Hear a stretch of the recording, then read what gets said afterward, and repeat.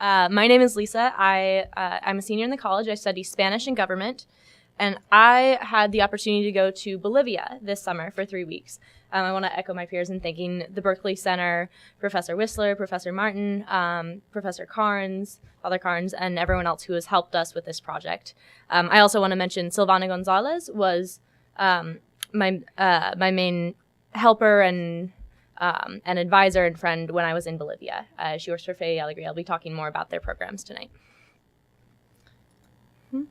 So this is Bolivia. It's a country of 10 million people. Some of the things that I was really interested in before I went down to the country was the language makeup and ethnic makeup of the country. So it is, most people do speak Spanish, but in cities like La Paz, about a third of the people speak Aymara. That's one indigenous language. Another third speak Quechua. So I was really interested to see how both ethnic identities and indigenous languages play into education. And also, what sort of value systems come into play when you're talking about Catholic programs in communities that are Catholic, but also have a long tradition of other religious beliefs and other faiths. It's a very poor country. So that's another challenge that I knew I was going to be looking at coming down there. Bolivia is one of, if not the poorest countries in South America. So I was curious to see, what Fe y Alegría is able to do in that context for students living in very, very difficult conditions. And also what they're able to do with the resources of the state, which are minimal. The president right now is Evo Morales. He's been a controversial but interesting figure. He's put into place a few new education policies that I'll talk about that have had a huge impact on Fe y Alegría's work in Bolivia, some positive, some not so much. And he is also important because he's the first indigenous president that Bolivia has had, even though the country is the first president that is self-identified in its political role as being indigenous. And this is in a country that's more than 60% indigenous. And this exclusion from politics was also an exclusion from education until about the 1990s. So I was coming to Bolivia now in 2012 to see what has changed over the last few years in the very short period of time that the government has committed to fully opening up access to education to everyone. So my main research question, in addition to all of those thoughts and questions I had before going down to Bolivia, was what role do values play in education? I was curious about what the values are that are upheld by Fe y Alegría. And again, just to clarify, Fe y Alegría, in addition to the work that they're doing in Uruguay, they're all throughout Latin America, like Charlotte had mentioned, and they've been in Bolivia for almost 50 years.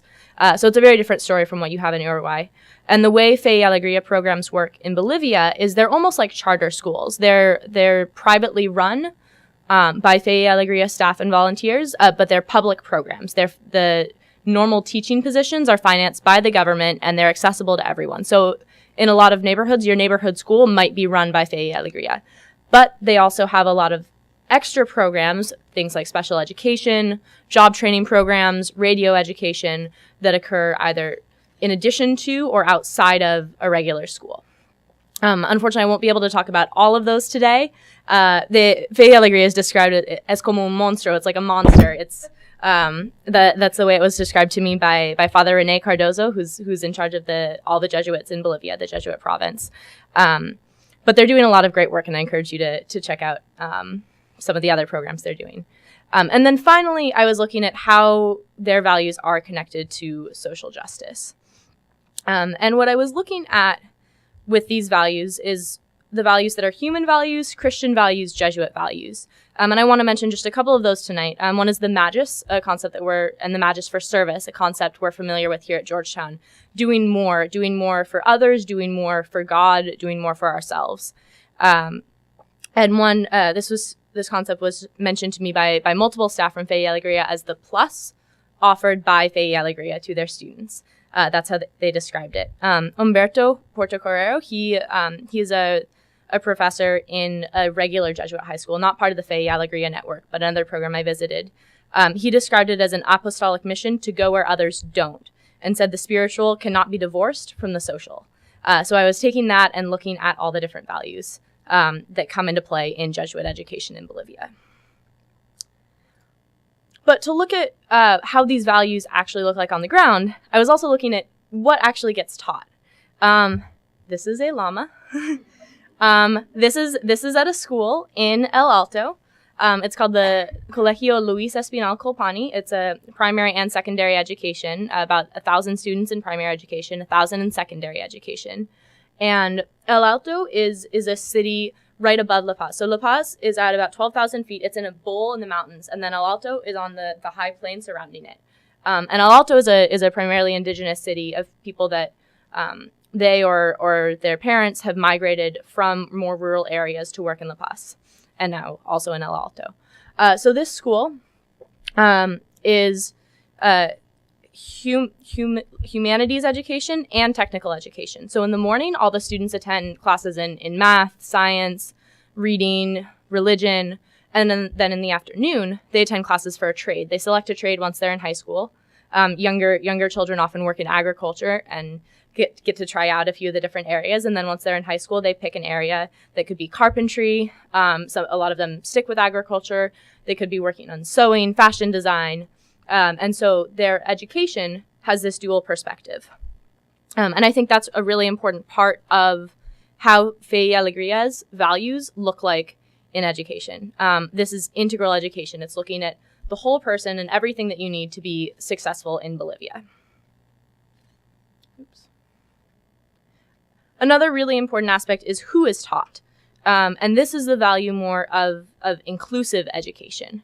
Fe y Alegría has always been dedicated to serving the poor, but they have some questions about what that really means now.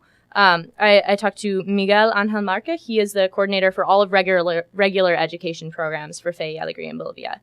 And he said to me, who are the poor? From the classical tradition, the poor are those who have no money and no access to certain goods and services. But I think they are not the poor. They are faces of women, indigenous people, those living in isolation and hunger. We have to make a more dynamic analysis of who are the poor and what choosing to serve the poor implies. So this is a class, a culinary class for students, including students with disabilities. I met a student in this class who became blind when she was a young adult. And so Fe y Alegría in Santa Cruz, in a different part of the country, has really focused on this issue of special education, which is something that the government in Bolivia has not, they really haven't done all that they can to serve those students. The students are often in separate centers. They don't have the same opportunities. So Fe y Alegría had some of their own special education centers, and they realized that wasn't going anywhere. So now what they do, they help students in either programs that are specifically for students with disabilities or integrated programs, inclusive programs, learn a trade. And then they set them up with an internship. And the internship is to help educate the companies more than to educate the students, to help educate the companies that these are people who can work, who can do very good work, and who are important members of society. And then after the internship, they work with the companies to hopefully hire the students. So who is taught is really important, and that's something that Fe y Alegría has always focused on. And another program that I looked at that does a good job of combining both of these important aspects, integral education, inclusive education, it's called the Yati Canuta in Trinidad Pampa. Trinidad Pampa is in the Yungas, which is an area at a slightly lower elevation from La Paz, but nearby, more of a tropical cloud forest region. And this is a much more rural region. So many of these students don't have access to education beyond the 6th grade in their homes. So Fe y Alegría started these schools. They're kind of like boarding schools. But they do a lot more than that. Yati Canuta means our house. And the students that live there, they attend the high school in town. They all come from communities very nearby. But they prepare all the food for the house. There's a student who's assigned as the accountant. There's a student that makes up the menus. Students come up with the plans for what they're doing for their cultural nights and sporting events. They have values education. And all the students are all organized into 2 brigades to really make the house work. So they're learning trades and productive skills. They're learning, everything you'd learn in a regular high school, and they're learning democracy, citizenship, civic participation. The students at this school, in this home, talking about what they loved about it. They said, we share with everyone. They said, we learn values. They said, we come here to learn and grow so we can have better lives. We share, we open up more, and they challenge us so we do well in the future. The parents are also very involved. That's a new step that Fe y Alegría has taken, is rather than just providing this school, the parents have a lot of responsibility. So Florencio Cocayanca, he's had students here for quite a few years. And he said, when my son came here, he began to think, to learn what he hadn't learned at home, to work, get up on time, collect his things, keep clean. It was a very dramatic change. And so the parents really appreciate this, that their students come home and clean the house, but they're also, learning to be productive members of their communities. So like I said, some of the values that get taught, it's not just, valuing each other as people and sharing with each other, but it's also valuing hard work, punctuality. They have a very strict schedule, and valuing participation and teamwork and learning how to express themselves. So these Fe y Alegría programs, all of these programs I've mentioned, the government has taken an interest in them. This was from, it says Testimonios de Vida at the top. It was an educational award ceremony held by the government, the Ministry of Education. And Fe y Alegría won quite a few awards. All of these people are from different programs here. And so it's great to see that they've been taking notice. Silvana Gonzalez, the woman who was helping me most with this project, said the hallmark of Fe y Alegría is to think of innovative things that haven't been done but demand attention. And that's really what they're doing. They're doing that for technical education. They're doing that for students with disabilities, students in rural areas. And the government is taking notice. But, pardon the pun, this is the highway between La Paz and El Alto, with some of the mountains in the background.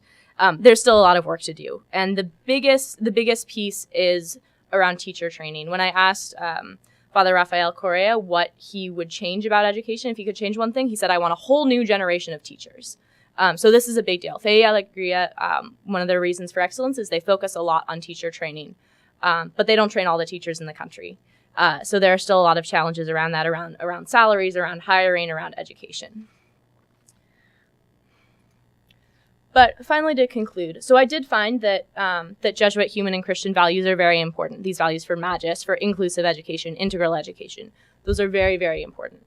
And they're not just important in that they teach values and talk about values, but they act through their values. And the staff were very conscious of this. Many staff said, you can teach punctuality and hard work, but then the teacher shows up late one day and, it's all out the window. They're very conscious of being models and also of their students modeling these values for each other. And finally, these programs are a model for the rest of Bolivia, and they've been much more involved purposefully recently in terms of joining networks, working with other organizations, advising the government. But there's still a long way to go. They do have more than 430 schools or different educational programs in Bolivia. That's huge, but it's still not a huge percentage of all the students that are in Bolivia. They're working on it. And I want to leave you with just one quote from Magda Aguirre, who oversees, she oversees the job training aspects of education. And she was talking about social justice. And she said, what's fair is to give more to those with less and less to those with more. But after 500 years of my family or myself having a lot, why should I now have less? So what happens is people say, oh, I'm sorry you're hungry. I'll give you $1. This is the problem. And I want to challenge us all as Georgetown students, as researchers, as students in general, to think about social justice in this context. And this was something I struggled with here, recognizing that my plane ticket down to Bolivia maybe could have done a lot more good giving a scholarship to some of those kids at the Aticanuta. And wrestling with, okay, since I'm here in Bolivia, how do I make the best of this chance and the best of this research so that it is really looking at social justice? Thank you.